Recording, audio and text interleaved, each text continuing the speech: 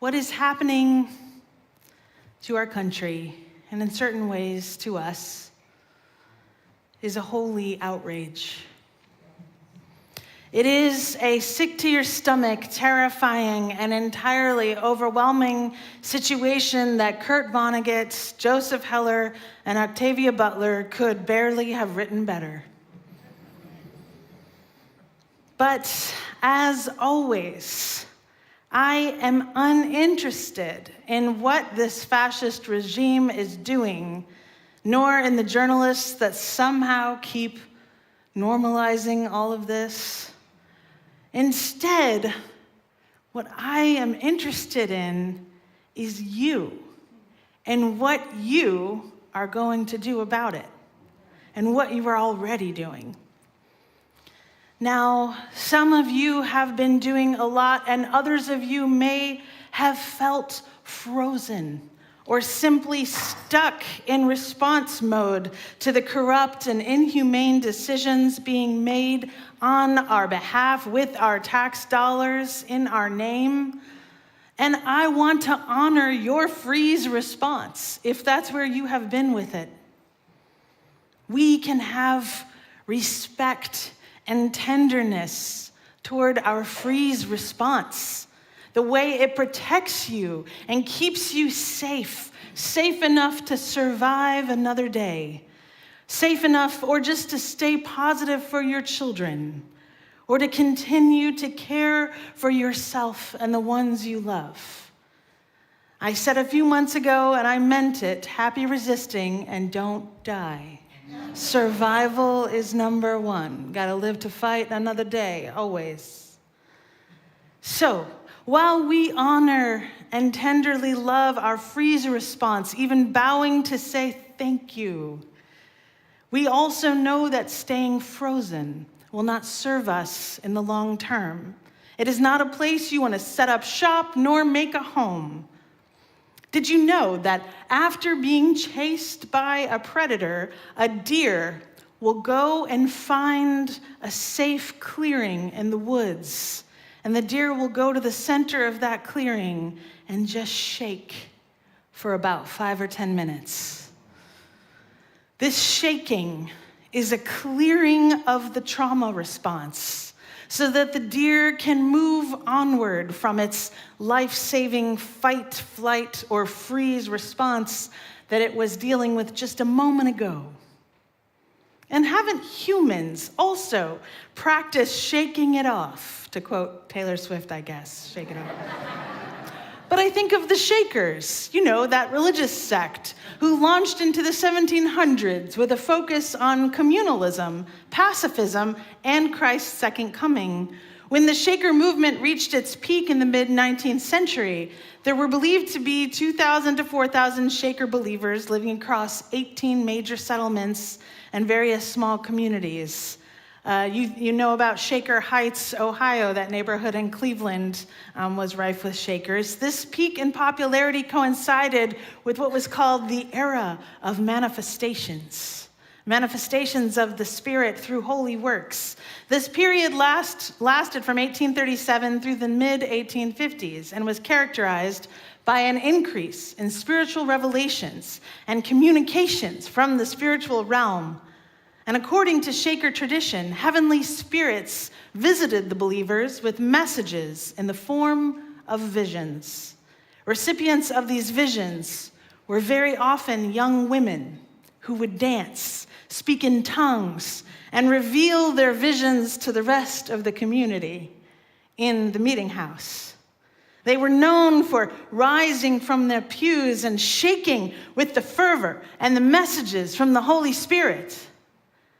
Now, any time across history, especially United States history, where I notice passages about young women dancing, speaking in tongues, and shaking, I wonder if they are trying to release their own fight or flight or freeze response. If they are trying to find a way to make a clearing, like the deer, to shake off the trauma response from a violent home or a violent person in their lives and claim in the public community a safe clearing. And it may be time for you to find your safe clearing, a place where you can tremble freely, to move your spirit from the freeze and toward the next action. Unitarian Universalists are indeed shaking with the spirit of activism right now, shaking with the spirit of activism, hope, and renewed fervor for justice-seeking people of conscience, as David said so well just a few minutes ago. This concept of revival keeps coming to the tip of our tongues across the Unitarian Universalist faith. Did you know this past fall, UUs across the country held a national climate revival? These were a series of the environmentalists in your group do know that happened. These were a series of large or small scale events where activists and religious leaders would gather outside or in the town square, passing the mic, praising the earth, singing out loud for justice, and speaking revival into an issue that could seem insurmountable, or it could seem already dead. It could seem like it was time to throw in the towel on planet Earth and just give up. But we know that is not what time it is at all. So, what I believe is that it is time now for a third great awakening in America. It is time for liberal religion to embrace emotionalism, evangelicalism, to contemporize and personalize a relationship to God or spirit or to the holy, and to expand what that might mean so that people need not separate their curious intellects from the beating heart of experience. This third great awakening I am talking about would reclaim Jesus as a justice bringer, returning to his biblical roots as a revolutionary who constantly preached against greed, against corruption, and wanted to create a new kind of religion centering community care and wealth sharing, acts of service, and philosophies of welcome, and always, always alliance with those who are downtrodden. So, there was a term for the preachers and ministers who were a part of the very first Great Awakening across America in the mid-1700s. They were called the capital N, capital L, New Lights.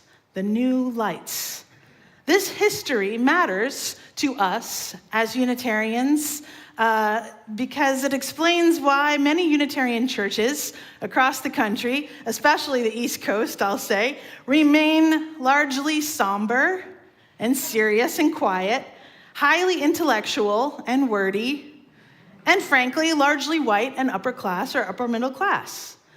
See, the Unitarians powerfully opposed the emotionalism of the Great Awakening. Fierce debates occurred in churches across the Northeast and meetings across New England, and humanists such as Charles Chauncey and other Unitarian ministers insisted that institutionalism should reign over personal connection with the Spirit, and that church was no place for angry outbursts, nor outbursts of any kind, such as dancing, praise music, weeping, standing, clapping, or any other activity that was definitely taking place at those Methodist revival meetings or the Baptist revivals, or of course the Pentecostal praise houses across the Southeast. So we UUs have a complicated relationship with revivals and awakenings. Even now, Unitarian Universalists are fracturing somewhat due to some who oppose what they see as a new woke culture taking hold of the faith. It's not new, but awakening is definitely a part of this debate. This debate has ancient roots. When Unitarians opposed both the First Great Awakening, but don't worry, they also opposed the Second Great Awakening. Those ministers who stood against revival and emotions in church, well, they were often referred to as old lights, which was kind of a fond term, actually, while the Methodist, the Lutheran, and Baptist ministers joining these revivals were referred to as new lights. So, On this June 1st, first day of Pride across the nation, I am thinking about this concept of old lights and new lights. My friend and colleague, Reverend Abby Tennis, reminds us of the ways indigenous communities in our nation once practiced a tradition of carrying the flame from one place to the next. She writes, "It is said that human ancestors began to use fire sometime between 1 and 2 million years ago. Widespread control of fire by our predecessors came maybe 125,000 years ago. And through much of that time, in many places in the world, human communities had a practice of not starting a new fire every time they needed one, but of carrying fire from one night to the next, from one family to the next, from one camp to the next, sometimes 20, 30, or 40 miles away. Most cultures created some kind of fire pot to transport fire, to keep themselves warm while on the move, to use for religious ceremonies, and more. The phrase, passing the torch, comes from the Greek torch race or relay race, where runners would carry a lit torch and then pass it to the next person to reach the finish line first, while the torch stayed burning, with the winner's reward being the privilege of lighting the fire for sacrifices at the altar. The sacred purpose far more important than the competitive purpose. The Pikuni people, also called the Blackfeet people, in what's now called the Montana-Alberta area of this continent, have a long tradition of carrying fire. Before their community and their way of life were decimated by European colonists and they were forced into reservations, they were nomadic peoples who would follow the buffalo herds. And though they did not have one static home where they always stayed, they maintained a continuous fire for generations. It of course would have been possible and maybe even easy to start a new fire every time they moved camp, but the carrying of the sacred fire from one camp to another, never letting it go out fully, this was incredibly spiritually important to the Pikuni people, and indeed to many Native people across our continent. As Elder Marvin Weatherwax described it, the designated fire carriers in the community would often be those who were best at long-distance running. They were the people who went faster than the others and who could run 40 to 50 miles pretty much nonstop, both to seek out nourishment, in other words, to find where the buffalo were once the herd had moved on, and to arrive at the new camp first and prepare the way for the people coming behind them. If the fire in the horn that they were carrying was running low before they were able to light the shared fire at the new camp, they would transfer it to another horn, and so on to make sure it never went out. And I share this ancient history with you because, well, we are a part of it too. We are here to carry an ancient fire across a great plain. It's the fire of commitment, the fire of passion for equality for all people. It's the fire of our dream for this nation. I see it in you, even now, that fire, that spark. And queer communities have carried the flame for generations. And so when I speak of revival, I speak of drawing from that flame, the heat, the spark of animation, the one that welcomes dancing, parades, that claims sex and pleasure in the face of degradation. A love so fierce it spits in the eye of bigotry. Creativity so wondrous it tramples on the heads of greedy tyrants. So my question is this: can Unitarian Universalists carry the sacred flame of revival, of emotionalism and worship, of creativity wherever we congregate? Can we be the ones who launch the third great awakening? Can we? Okay, we gotta be bold, courageous, soulful. People gotta know who we are, not just by our t-shirts, which probably will be yellow. but by the way we love, by the way we fight and speak out for our beliefs. Can we be bold enough in our faith to draw others towards us so that we are carrying the flame? Can we be energized enough in our actions that we become the new light? The ones who bring the flame to others when they are stuck in their freeze or their flight response. Can we do it? Yeah. Can this be an era not of hospice for the church, as I've heard many say, but of resurrection for the liberal faith? I think so. I don't know if you know this, but Unitarian Universalist churches' sanctuaries are full these days and overflowing. And more of my colleagues are adding multiple worship services because, my friends, our time has come. This is our time. This is the moment when we are called to uplift ourselves and with us the nation. To remind people that goodness is still the flame at the center of American life.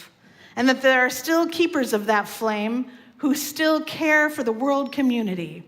So I want to ask you this, a personal question now. You don't have to respond, but just think about it. Whose flame are you carrying? What community has passed you the flame? Or what ancestor? Or leader? Or mentor? Or parent? Or preacher? Who has passed the flame to you? I want to talk for a moment about Julie Pierce, a member of this congregation. Maybe you know her. She's a UUCA member. She's also a delegate to the DNC. And when she goes to the DNC, she's also a poll worker. She does a lot of different things to support democracy. She always uplifts. Does anybody know who she always uplifts? Who is it? Aunt Betty. You know it. It's Aunt Betty. So Julie is always talking about her Aunt Betty, like there is this fire in Julie when she thinks of her Aunt Betty. Aunt Betty who did tend the flame of democracy and the flame of women's rights and the flame of justice and passed that flame on to Julie.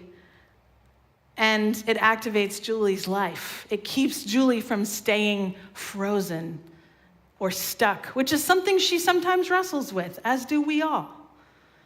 See, the problem with the freeze response is that level of stuckness, when you are frozen, can also mute all other emotions. It can cut you off from anger, from that holy cussing that might animate your life. Call it faith, but I believe we are all part of a third great awakening, taking shape around us as people engage their values and their faith, and they realize the stakes are life and death. So be the keepers of new light with me, and let us shine out our holy anger, our sacred lament, our joyful justice, and our faith-filled righteousness, that though our actions will not be perfect, we will carry the torch forward. We will be the ones who fight, cuss, sing, stomp, pray, and shout a better world into being. Amen. Are you with me?